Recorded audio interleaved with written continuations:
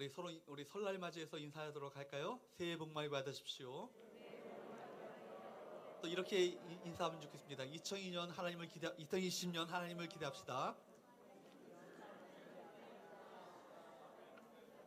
아멘. 우리 올 한 해 하나님의 위대하신 역사하심을 기대하는 한 해가 될 수 있기를 축복합니다.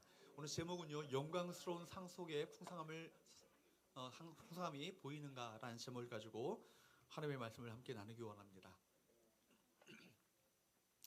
우리 성령께서는요, 우리 영에 말씀하시죠. 그래서 똑같은 설교를 들어도 사람마다 다 다르게 됐습니다.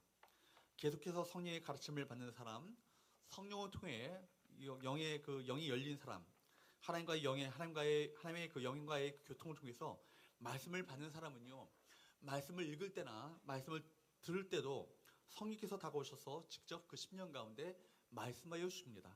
그래서 똑같은 설교 들어도 각자 다양한 방식으로 은혜를 경험합니다. 그래서 같은 말씀을 들어도 각자 다르게 적용하게 되는 거예요. 말씀 묵상이 그렇습니다. 여러분, 우리가 지식적으로만 말씀을 묵상하게 되면 성경은요, 닫힌 책이 되고 맙니다. 성령의 역사가 반드시 있어야 되는 것이죠. 그래서 성경을 읽을 때마다 우리가 기도하기를, 성령이요 내 눈을 열어주옵소서, 우리가 이렇게 기도해야 합니다. 성경을 펼칠 때마다 성령이요 내 눈을 열어주옵소서, 내 어두운 눈을 열어주셔서 하나님의 귀한 말씀의 깊이를 깨닫게 하여 주옵소서, 기도하는 마음을 가지고 말씀을 대하셔야 합니다. 이런 기도가 우리가 반드시 필요하죠. 습관처럼 말씀을 읽을 때마다, 말씀을 들으실 때마다 하나님 이 시간 이 말씀 가운데 내 심령 가운데 말씀하시는 은혜가 있기를 원합니다. 그런 마음을 가지고 말씀을 들으시고 또 말씀을 보시고 말씀을 묵상하셔야 합니다. 이런 영적인 눈이 열려야, 우리가 이렇게 영적인 눈이 열려야 하나님을 깊이 있게 알 수 있게 되는 거예요. 이게 영적인 눈이 열려야 이 하나님의 부르심의 소망이 무엇인지를 이게 보이게 되는 건 아니겠습니까? 이런 영적인 눈이 열려야 오늘 말씀처럼 그 성도 안에서 그 영광의 기업의 그 풍성함이 무엇인지를 깨닫게 되는 거예요. 여러분, 그렇기 때문에 먼저 필요한 것이 무엇입니까?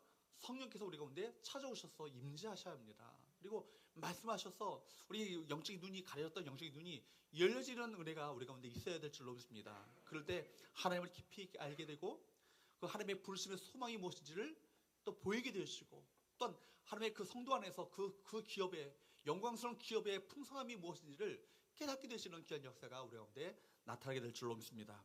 오늘 세 번째 기도는요, 하나님께서 우리 마음의 눈을 밝혀주셔서 우리가 누릴 기업의 영광의 풍성이 무엇인지를 깨닫게 해달라는 바울의 기도입니다. 18절 말씀을 한번 보도록 할까요? 18절 말씀을 같이 읽어보도록 합니다. 시작. 너의 마음의 눈을 밝히사 그의 부르심의 소망이 무엇이며 성도 안에서 그 기업의 영광의 풍성함이 무엇이며. 말이 좀 어렵죠. 그 기업의 영광의 풍성, 막 이런 얘기가 좀 어렵게 느껴집니다. 그래서 다른 번역 성경을 좀 봤어요. 공동 번역 성경을 보니까 이렇게 번역을 했습니다. 한번 읽어보도록 할까요? 시작.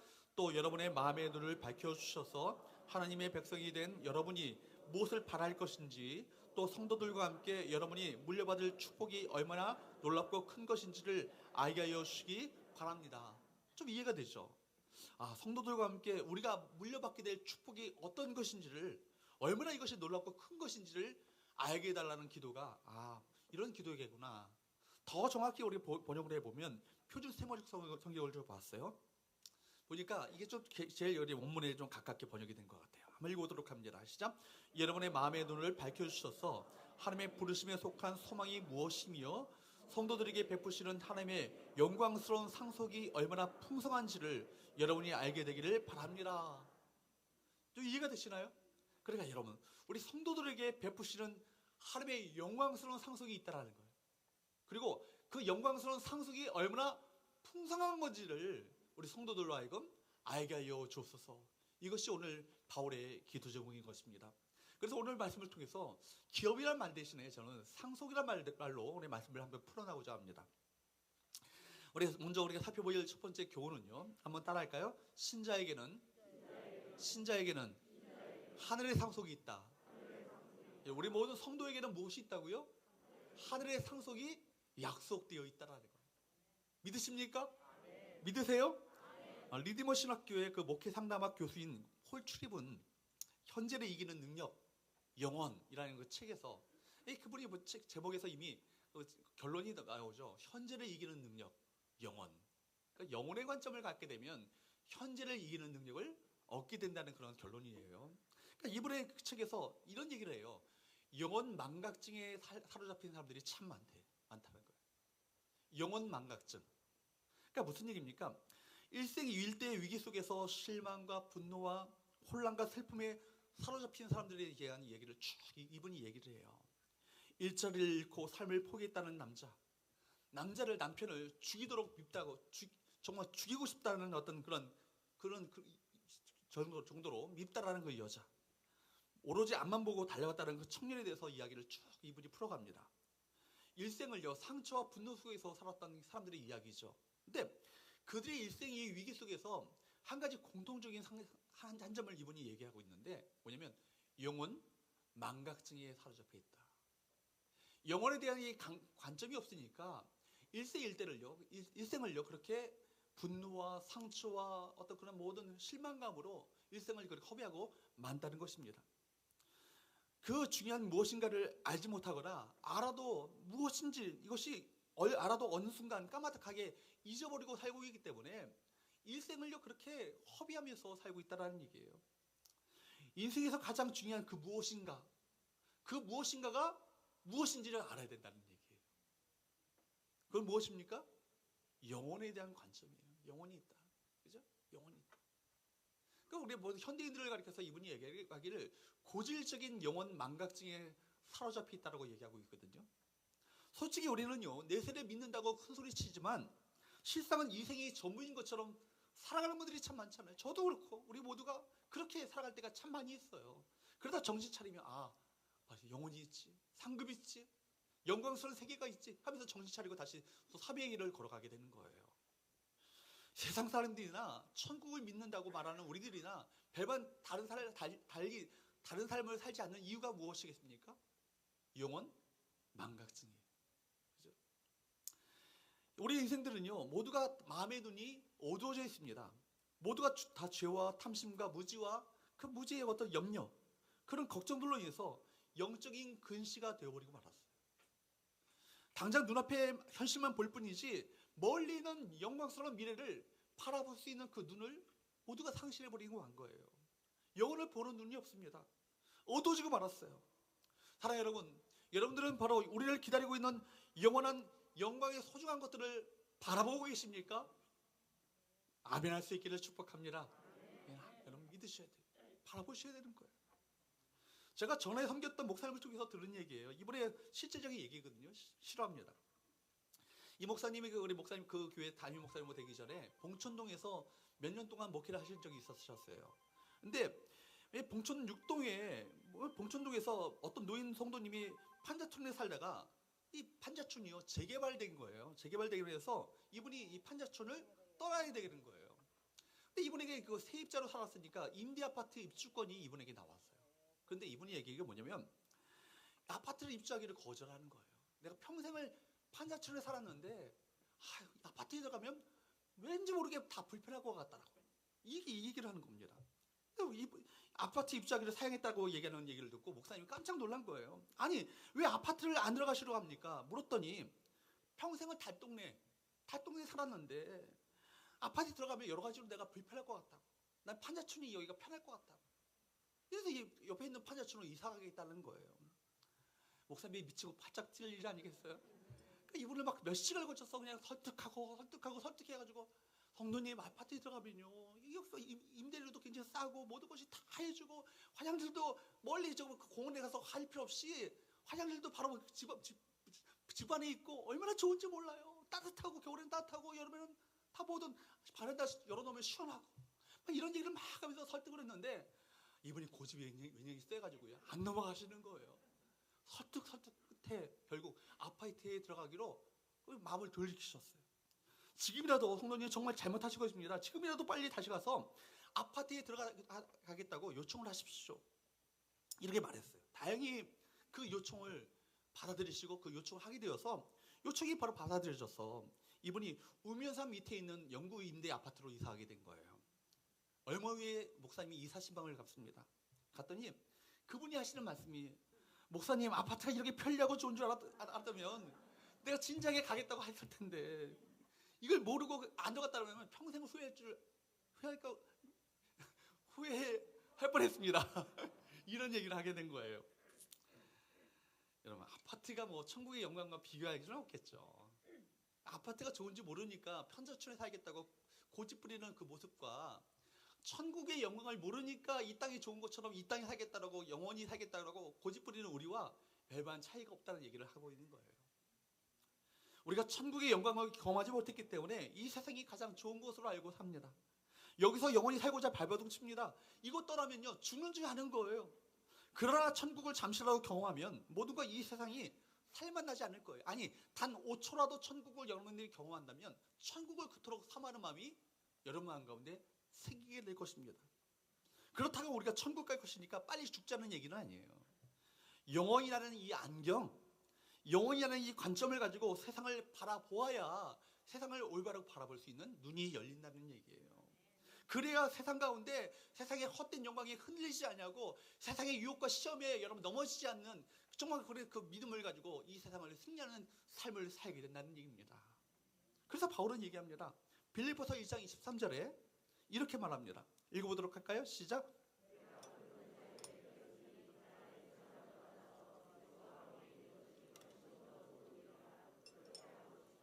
바울은요, 산층천에 올라가는 천국의 영광을 경험했잖아요. 그러니까 천국을 깨닫게 되는 거예요. 그러니까 천국을 경험하자 어서 빨리 천국에 가서 그 영광 가운데 들어가기를 그토록 사모했어요. 그것이 진심으로 그가 원하는 바였습니다. 그러나 그 여기 사는 것이 세상이 좋아서가 아니라 무엇 때문에? 사명 때문에. 아직 나에게 사명을 주셨기 때문에, 사명을 감당하기 위해서 이 땅을 살아간다, 이런 관점을 가지고 이 세상을 살아갔죠. 이것이 천국을 경험했던 믿음의 사람들의 동일한 관점 아니겠어요? 사도 요한도요, 요한계시록에서 하나님의 환상 가운데 그 천국의 영광을 그가 바라보게 된 거예요. 그러자 마음 가운데 모든 세상의 환난을 이길 수 있는 능력을 얻게 되었고, 뭐라고 고백합니까? 아멘, 주 예수여 어서 오시옵소서, 이렇게 고백하면서 그날을 사모하며 그 믿음을 끝까지 지킬 수 있었던 것입니다. 우리를 기다리고 있는 영원한 영광의 상속이 어떤 것인지를 여러분들이 확실히 알게 되면요, 우리 이 세상이 아무리 힘들고 우겨싸움을 당한다 할지라도 그것을 넉넉히 이길 수 있습니다. 여러분, 이 세상을요, 천국을 준비하는 곳으로 생각하시고 우리에게 남겨진 사명을 끝까지 감당하시는 저와 여러분 되시기를 주님으로 축복합니다.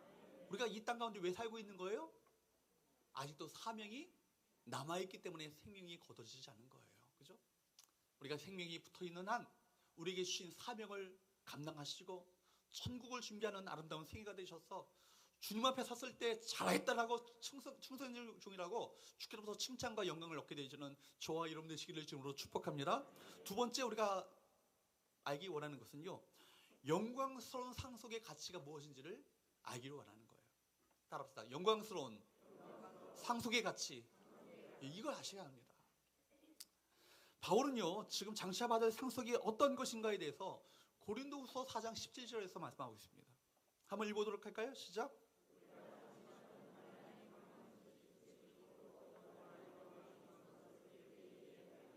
이분이 말하기를 뭐냐면 환난에 경한 것, 환난은 다시 가벼운 것이라고 얘기합니다. 진짜 중요한 것은 뭐라고요? 장차 크고 받게 될 크고 영원한 영광에 중요한 것. 그러니까 지금 잠깐 받는 환난은요, 장차 받게 될 영광과는요 비교조차 되지 않는 이 엄중한 무거움이 영광 가운데 있다라는 얘기 아니겠어요? 그러니까 지금 바울은 고린도후서 4장 17절 말씀을 통해서 우리가 받게 될 상속에 대해서 세 가지로 얘기하고 있어요. 첫 번째는 영광스럽다, 두 번째는 지극히 풍성하다, 그리고 잠시 후에 받게 세해지는 영광이 아니라 어떤 영광이라고요? 영원한 영광이다. 여러분, 영광스러운 상속의 가치를 여러분 아시기를 바랍니다. 이 특징을 첫 번째 살펴보기 원합니다. 따라합시다. 영광스럽다. 영광스럽다. 우리가 받게 될 상속은요, 영광스러운 상속이에요. 영광스럽되 잠시 잠깐 영광 누리는 영광이 아니고요, 어떤 영광이에요? 영원한 영광이에요. 그래서 바울은요, 다시 한번 고린도후서 4장 17절 말씀을 통해서 이렇게 말씀합니다. 한번 읽어보도록 할까요? 시작.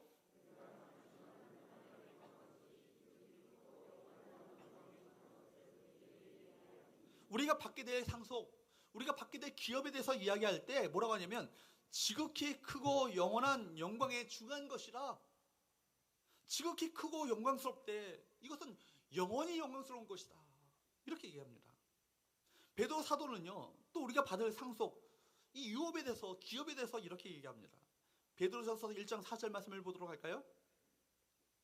같이 한번 읽어보도록 합니다. 시작.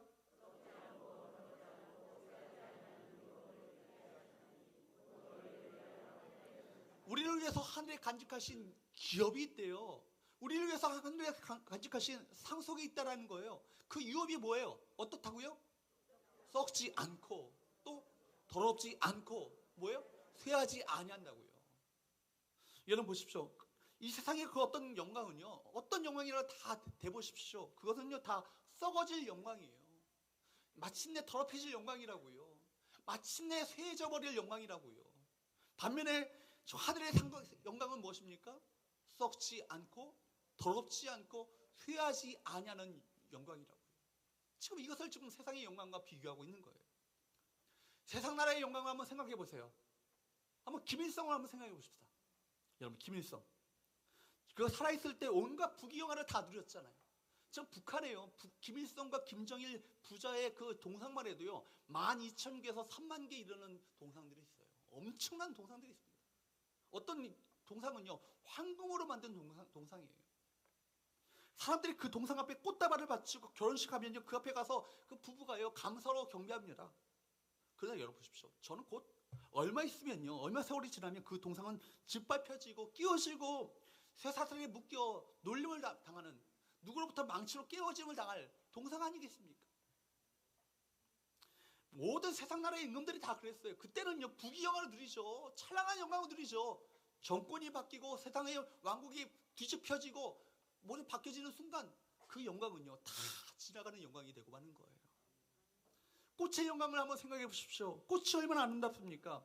오늘 피어나는 꽃, 그 향기로운 꽃이고 찬란한 꽃이에요. 그러나 오늘 내일 지나고 나면요 그거 보게 되면 꽃은 시들어 떨어져서 사람들에게 밟히고 말 그 아름다움 아니겠습니까? 이 세상에는요 영원한 영광이란 없어요. 착각하지 마세요. 영원한 영광이란 없다라는 것을 기억하시기 바랍니다. 오늘 있다가 내일 사라지는 영광밖에 없는 거예요. 늙고 부패하고 쇠해지는 것입니다. 여러분 우리 육신을 한번 보세요. 오늘 건강하는 사람도요 내일 보면요 그 육신 자신할 수 없는 거예요.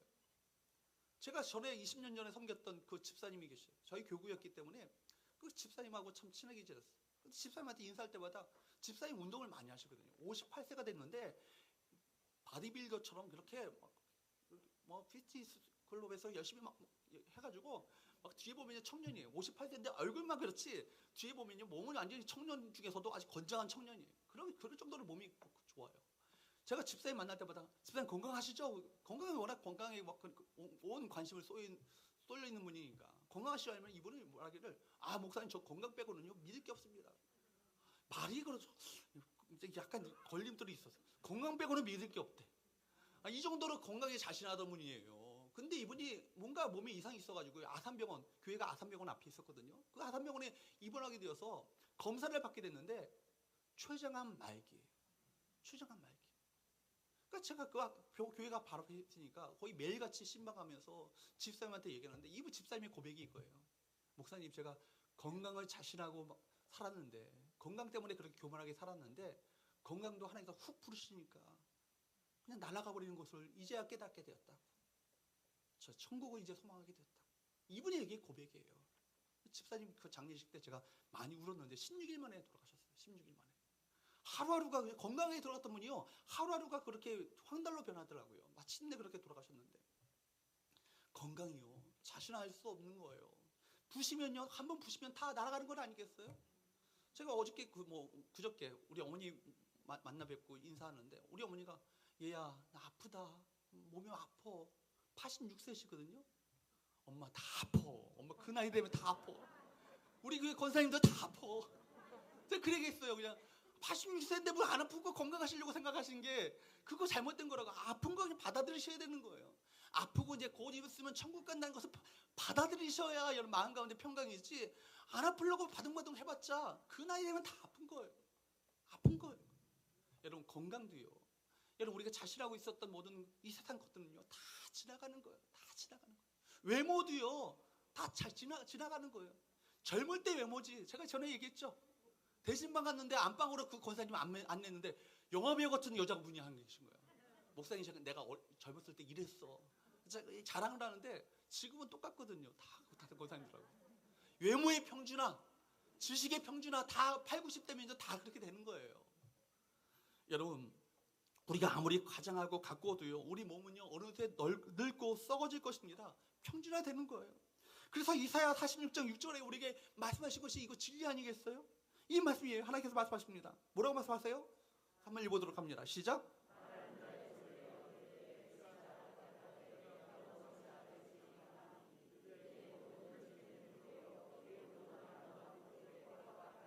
주님께서 우리에게 말씀하신 것이 뭐예요? 너희는 영원하지 않아. 영원하지 않아. 이 땅에서 너희가 풀과 같이 연약한 존재에 가서 기억하고 살아.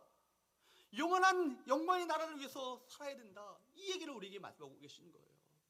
풀과 같이 꽃과 같이 어느새 너희가 자랑하고 있었던 영광은 다 지나가 버리고 말아. 너희에게 궁극적으로 남는 것은 영원한 하나님의 나라야. 그거 바라보고 살아야 하는 거야. 여러분 우리는 풀과 같은 존재예요. 우리 육체도요 지식도요 기억력도요 영광도 다 시들어버리고 맙니다. 그러나 우리가 들어가게 될 하나님의 나라는요 그런 것들이 전혀 없죠. 시드는 것이나 썩어질 것이나 더럽혀지는 것이 없습니다. 그 나라는 영원한 영광의 나라인 거예요. 두 번째, 그 영광의 가치가 어떤 것입니까? 우리가 받게 될 영광의 그 상속의 가치가 어떤 것입니까? 따라합시다. 지극히 크고 풍성하다. 여러분 고린도후서 4장 17절 말씀을 보십시오. 다시 한번 봅니다. 시작.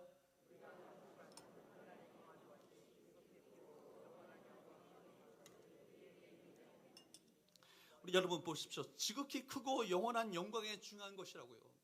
우리가 받게 될 영광스러운 상속은요 지극히 큰 거예요.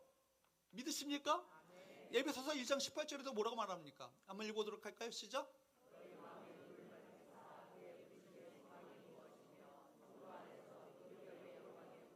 그 영광을 어떻대요? 풍성하대요. 그러니까 우리가 받게 될 영광은요 지극히 크고 풍성한 것입니다. 여러분 하나님의 그 신성과 능력과 영광에 속한 것들이 어떻다고요? 지극히 크고요 풍성하대요. 그 나라는 어떻다고요? 기쁨이 어떻다고요? 지극히 크고요 풍성하대요. 하나님의 생명의 능력이 어떻다고요? 지극히 크고 풍성하다고요. 여러분이 우리가 사모하는 모든 영원한 가치를 지닌 것들이 어떻다고요? 그 나라에서는 지극히 크고 풍성한 거예요. 하나님께서는요 하나님의 자녀들에게 이런 유산을 물려주기를 원하십니다. 이런 상속을 기대하기 원하시는 거예요. 이 상속에 대한 기대감을 갖고 이 땅을 살기를 원하시는 거예요. 그런데 사람들은요 그거 바라보지 않고 이 땅의 것들만 바라보는 거예요. 마치 썬캡을 씌웠던 그 꽁과 같이. 꽁이 썬캡을 씌우니까 날아갈 생각하지 않고 밑에만 보는 거예요. 밑에 뭔가 없나? 진정으로 바라봐야 될 날아가는 하늘의 영광을 바라보지 못한 채 밑에만 보는 그런 모습이 우리 인간들의 모습 아니겠어요? 그래서 바울 사도는 우리에게 촉구합니다. 골로새서 3장 1절 말씀입니다. 골로새서 3장 1절 읽어보도록 합니다. 시작.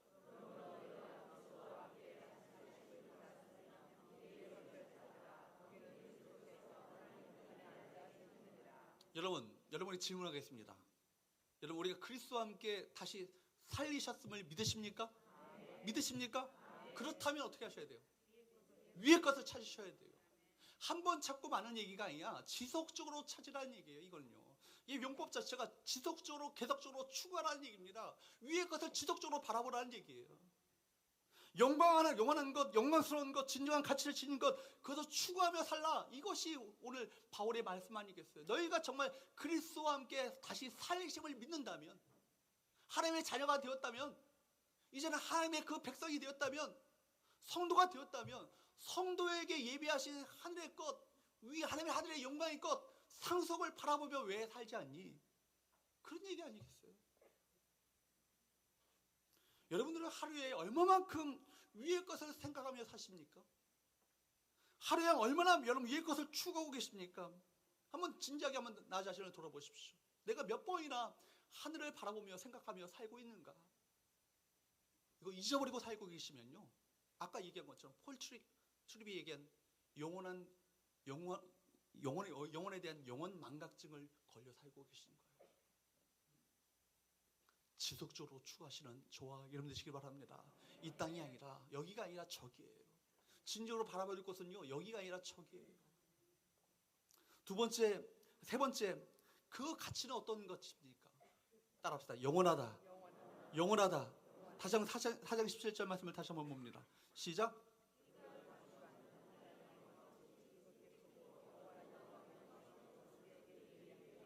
지극히 크고 어떻다고요? 영원한 영광이라고요. 잠시 잠깐의 영광이 아니에요. 영원한 영광이에요. 이 세상의 것은요, 영원한 것이 없어요. 주님께서 재림하시면요, 다 지나가요. 마지막 3가지만 남죠. 믿음, 소망, 사랑. 그것만 남는 거예요. 모든 것이 다 사라지고 맙니다. 우리가 이 세상에서 어느 것도 영원히 소유할 수 없다는 사실을 늘 기억하셔야 되는 거예요. 이것이 지혜예요. 재물, 건강, 외모, 우리가 갖고 있는 소유, 자녀들까지도 다 지나가는 거예요. 그러나 하나님이 우리에게 줄로 재워준 기업은요, 영원한 기업임을 믿으시 바랍니다. 아무도 그것을 빼앗을 수 없어요. 영혼을 바라보는 그 관점, 그 눈이 우리 가운데 있어져야 합니다. 그렇기 때문에 세 번째, 마지막으로 여러분이 말씀드리고자 하는 것은요, 따라합시다. 하늘의 상속을 바라보라. 하늘의 상속을 바라보라는 거예요. 하늘의 상속에 대한 기대감이 있는 사람만이, 그 사람만이 건강한 신앙인이에요. 종말에 받게 될 하늘의 상속에 대한 기대감이 없으면요, 그 신앙이 건강할 수 없어요. 성도 개인도 마찬가지고요, 교회도 마찬가지예요. 교회가 건강한 교회가 되려면요, 하늘의 상속에 대한 기대감을 가지고 그걸 위해서 충성하며 헌신하는 교회예요. 헛되이 자녀들한테 그 교회 물려주려고 거기에 혈안되는 교회 말고, 정말 영원한 하늘의 상속을 바라보는 교회는요, 정말 영원한 가치를 위해서 투자한다니까요. 그러므로 끝을 바라보고 마지막을 항상 염두에 두고 살아가시는 우리 성도들 될 수 있기를 축복합니다. C.S. 루이스는 얘기했어요. 항상 마지막을 생각하며 사는 사람 중에, 항상 마지막을 생각하며 살아가는 사람 중에서 그저 그렇게 살아가는 사람은 한 명도 없다고. 마지막을 생각하며 사는 사람이 어떻게 이 땅을 그저 그렇게 살아가겠어요? 여러분, 하늘의 상속을 바라볼 수 있기를 바랍니다. 하늘의 상속을 받게 될 때, 바라보게 될 때 얻게 되는 유익이 있어요. 첫 번째는요, 따라합시다. 위로받고 인내할 수 있다. 위로받고 인내할 수 있는 거예요. 바울은요, 현재의 고난, 그가 얼마나 많은 고난을 당했겠어요. 현재의 고난을요, 끊임없이 장차 받을 영광과 비교하고 있는 거예요. 계속 비교하고 있습니다. 결론은 뭐예요? 비교거리가 되지 않는다라는 거예요. 로마서 8장 18절 말씀을 보십시오. 뭐라고 말합니까? 같이 한번 읽어보도록 할까요? 시작.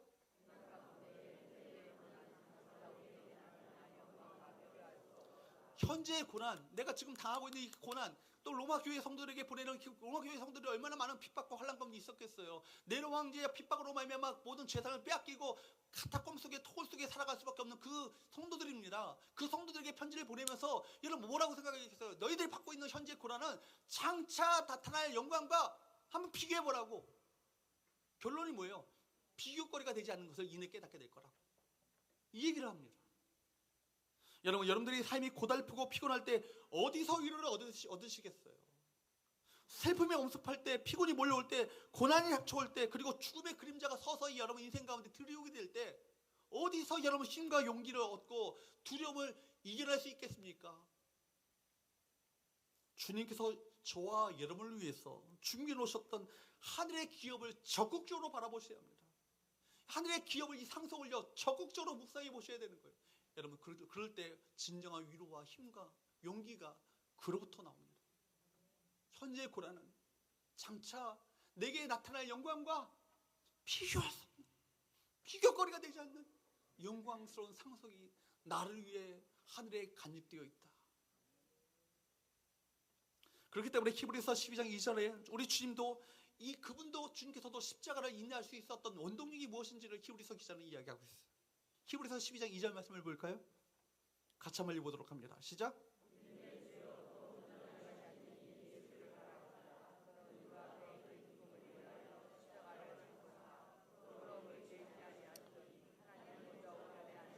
믿음의 주요, 주라는 말의 번역 자체가 사실은 원문 자체는 믿음의 창시자라는 얘기예요. 믿음의 창시자요. 믿음의 창시자요. 우리 믿음을 온전케 하시는 누구를 바라보라고요? 예수를 바라보. 그냥 믿음장을 하고 나서 바로 12장에 넘으면서 이 얘기를 하는 거예요. 너희가 믿음이 온전하게 되기 위해서는 믿음의 주요, 믿음의 창시자요, 믿음을 온전케 하시는 그 예수를 바라보라고 얘기하는 거예요. 뭐라고 합니까? 그분께서는, 예수님은 그 앞에 있는 무엇을 위하여? 기쁨을 위하여 뭘 참으셨다고요? 십자가를 참으셨다고요. 십자가가 여러분 어떤 형벌인지 아시잖아요. 그 당시 가장 참혹한 형벌 중의 형벌이요, 바로 십자가예요. 이것이 얼마나 참혹했는지 로마 시민들에게는 십자가형을 내리지 않았어요. 그 정도로 십자가형은 가장 참혹한 형벌이, 끔찍한 형벌이 십자가예요.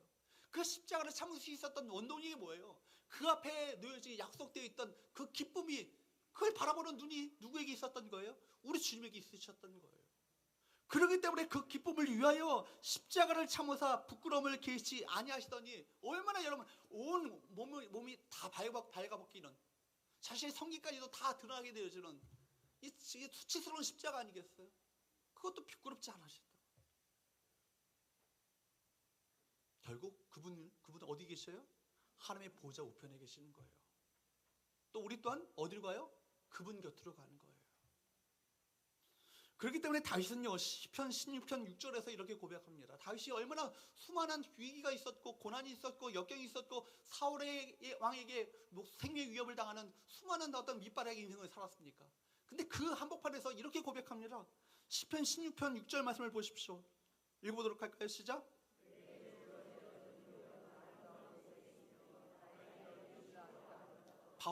다윗은요, 현재의 고난을 묵상한 것이 아니에요.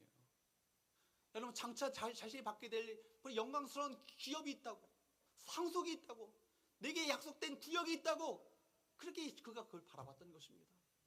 그 구역은 어떤 곳이라고요? 아름다운 곳에 있으며 천국에 있는 것이고, 내가 받게 될 상속은 실로 뭐라고요? 아름답도다. 그 고난으로 가득한 삶을 살아갈 때 그는 끊임없이 하나님께서 준비하셨던 영광스러운 그 상속의 기업을 바라보는 눈이 열렸던 것이죠. 그랬더니 그가 결론적으로 뭐라고 고백합니까? 9절 말씀 보세요. 시작.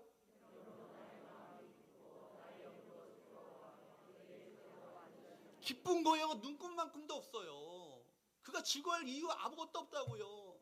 절망과 낙심과 탄식 가운데 살 수밖에 없는 그런 환경입니다.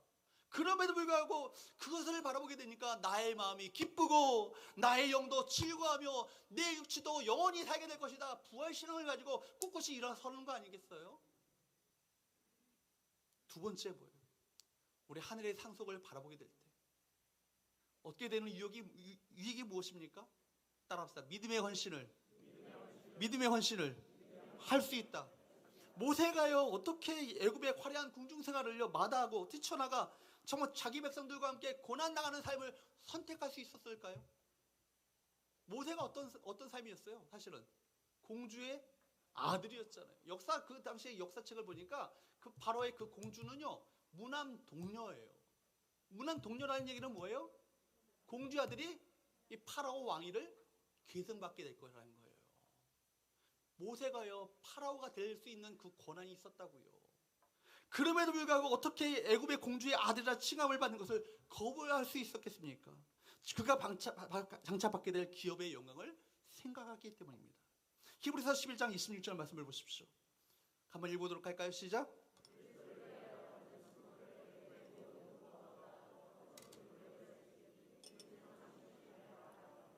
여러분 보십시오.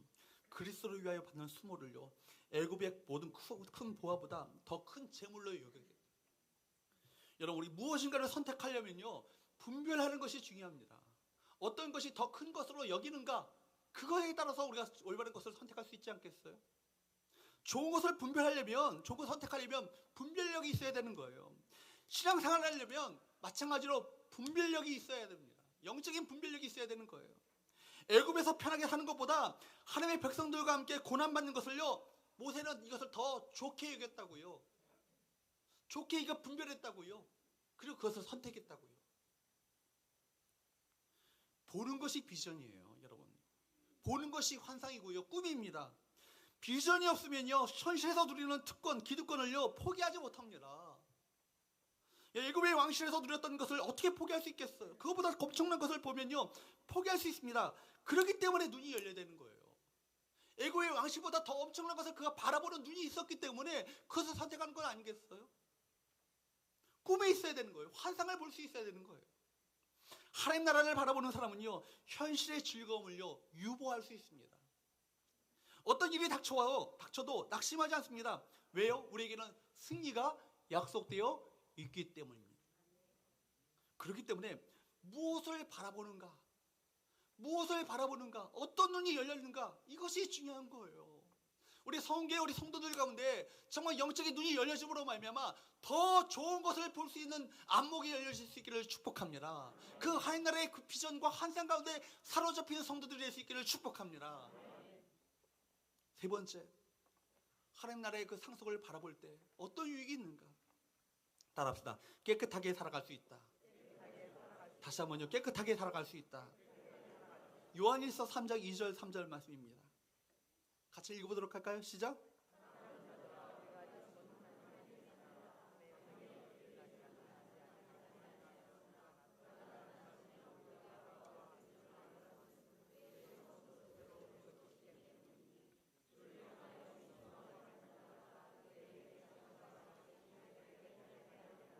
여러분 보십시오. 그 요한일서 사도 요한이요, 믿음의 그 자녀들에게 편지를 쓰면서 뭐라고 합니까? 우리 정체성을 뭐라고 합니까? 사랑하는 자들아, 우리는 지금 어떤 자라고요? 하나님의 자녀라고요. 우리 신분을요, 영적인 정체성을요, 분명하게 심어주는 거예요. 하나님의 자녀라고요. 장래에 어떻게 될지는 아직 나타나지 않았지만 그분께서 나타나시면, 그분은 누구예요? 예수님이시죠. 재림의 주님으로 이 땅 가운데 나타나시게 되면 우리가 어떻게 될 거라고요? 그와 같게 될 것이래요. 하나님의 아들이신 예수님이 우리 가운데 나타나시게 되면 하나님의 우리 아들인, 하나님의 자녀인 우리도 그와 같은 영광을 얻게 되는 거예요. 그렇기 때문에 3절 말씀을 보십시오. 뭐라고 합니까? 주를 향하여 이 소망을 가진 자마다. 이 소망이 뭐예요? 주님께서 다시 오시게 되면 주님과 같은 영광을, 우리가 그 상속을 받게 될 것이다. 이 소망을 품은 자들마다 어떻다고요? 그의 깨끗하심과 같이 자기를 깨끗하게 하느니라. 할렐루야. 여러분, 우리가 장차 신랑 대신 예수님께서 이 땅 가운데 오시게 되면 그분의 순결한 신부로 그 옆에 서야 되잖아요. 더럽고 추한 신부로 서는 것이 아니라 순결하고 거룩하고 깨끗한 신부로 그 옆에 서야 되잖아요. 그 영광스러운 결혼식에 걸맞는 신부로 서야 되잖아요. 여러분, 장차 올 영광스러운 유산을 생각하게 될 때 우리는 지금 정말 자신을 거룩하게 단장합니다. 그 나라에 들어가기 위해서 자신을 단장합니다. 그 상속을 바라볼 때 우리의 모든 죄를 버릴 용기를 갖게 되는 거예요. 장래의 유산을 바라보지 않는 사람, 이 세상에 썩어질 영광만을 바라보며 사는 사람들이 어떻게 거룩한 신부로 자신을 단장하며 살겠습니까? 영적으로 어두워지면요, 영적으로 어두워지면 시험이 찾아오는 거예요. 여러분 보세요. 영적으로 어두워지니까 시험에 넘어지는 거라고요. 영적으로 어두워지니까 모든 사단의 시험에 넘어지고 마음 가운데 상처가 생기고 마음 가운데 시험에 들게 되는 거예요. 영적으로 어두워지면요, 사탄의 놀이개가 되고 마는 거예요. 이 세상에 헛된 영광을 쫓다가 그렇게 인생을 허비하고 말아요. 그렇기 때문에 베드로전서 5장 8절에 여러분 잘 아시는 말씀이잖아요. 근신하라, 깨어라. 너희 대적 마귀가 오는 사자같이 두루다니며 삼킬 자를 찾나니. 근신하라, 깨어라. 너희 대적 마귀가 우는 사자처럼 두루다니며 삼킬 자를 찾는다고요. 오늘 이 시대는요, 영적으로 어두운 시대예요. 자칫 잘못하면요, 깊은 어둠 가운데 빠질 수 있어요. 마귀는 덫을 놓고요, 사람들을 노리고 있습니다. 사람들을 졸게 만듭니다. 우리의 눈을 가려버리고 말아요. 그러나 영적인 눈이 떠져서 이 영광스러운 상속을 바라보는 사람은요, 그의 영혼을요, 거룩함으로 단장하게 되는 거예요. 여러분, 타락하는 사람이요, 그냥 선천적으로 타락할 수 있는 삶을 타락하는 건지 아세요? 한순간 방심하고 한순간 눈이 가려지니까 타락하게 되는 거예요. 그러니까 여러분, 날마다 기도하십시오.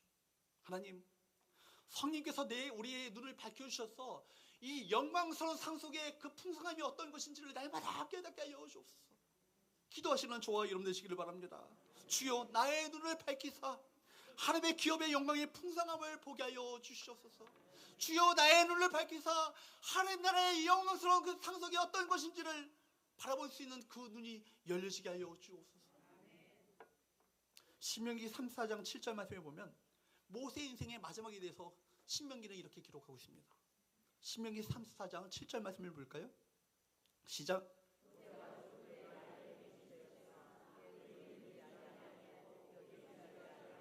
지금 모세의 눈이 노안이 안 하고 뭐 밝혀졌다 이런 얘기 하고자 하는 것이 아니라고 저는 생각합니다. 왜 눈이 흐려지지 않았다? 이 얘기를 왜 할까요? 영적인 눈이 여전히 밝아 있었다는 얘기예요.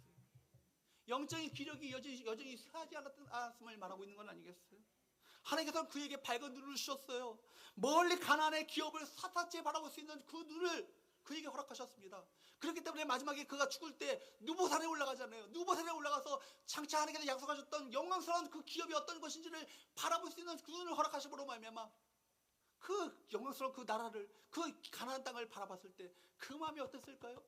벅차오르는 감동과 감격이 그 마음 가운데 있었지 않았을까요? 여러분, 그렇기 때문에 그 밝은 눈을 가지고 하늘의 영광스러운 기업으로 그가 들어가게 되었던 것입니다. 우리도 모세처럼 하나님의 주신 밝은 영안을 가지고 하나님의 영광스러운 상속을 바라볼 수 있는 저와 여러분 되시기를 주로 축복합니다. 느보산에 올라가 우리에게 약속하셨던 영광이 어떤 것인가, 그 기업이 어떤 것인가, 상속이 어떤 것인가, 유업이 어떤 것인가를 바라볼 수 있는 눈이 우리가 쇠하지 않게 될 때 이 세상의 헛된 영광에 넘어지지 않냐고, 흔들리지 않냐고 올곧게 그 믿음의 길을 걸어갈 수 있는 거예요. 말씀을 뵙겠습니다. 여러분들이 이 세상 가운데 쥐고 있다고 생각하는 거, 내가 붙잡고 있다고 생각하는 거 다 지나가고 다 여러분 손에서 떠나갑니다. 마지막 남는 것은요, 이 땅에서 주님을 위해서 헌신하고 주님을 위해서 봉사하고 충성했던 것들만 남게 되는 거예요. 그것만이 영원한 상속으로 이어지게 되는 거예요. 무엇을 준비하고 무엇을 바라보며 사시겠습니까? 여러분, 이 땅 가운데 고난이 오고 낙심될 수 있는 환경 가운데 처하고 온갖 시험으로 말미암아 여러분이 마음을 흔들 때, 그때 흔들리지 않고 다시금 사명의 길을 걸어갈 수 있는 원동력이 어디 있겠어요? 현재의 고난은 장차 나타날 영광과 좋게 비교할 수 없다. 이 고난을 이기고 나면 주님 앞에 섰을 때 칭찬과 존귀와 영광을 얻게 될 것이다. 약속하셨던 하나님의 말씀을 붙들고 인내하면서 끝까지 그 길을 걸어갈 수 있는 건 아니겠어요? 하나님의 나라를 바라보는 사람, 현실의 즐거움을 유보할 수 있습니다. 어떤 일이 닥쳐도 낙심하지 않아요. 그러니까 우리가 무엇을 바라보는가 이것이 중요한 거예요. 여러분, 어떤 일이 있어도 영적인 눈이 흐려지지 않게 되길 바랍니다. 똑바로 영적인 눈을 떠서 우리에게 약속하셨던 상속을 바라볼 수 있는 눈을 가지고 힘있게 그 사명의 길을 걸어가면 우리 모든 성도들 되셨어. 우리 성기 성도들, 많은 교회가 있지만 우리 성기의 성도들, 정말 이 성도들이야말로 정말 너희들에게 약속하셨던 그 상속을 바라보면서 힘있게 충성스럽게 귀한 사명을 감당하였구나, 주께로부터 칭찬받는 우리 모든 성도들 될 수 있기를 주로 축복합니다. 기도하겠습니다.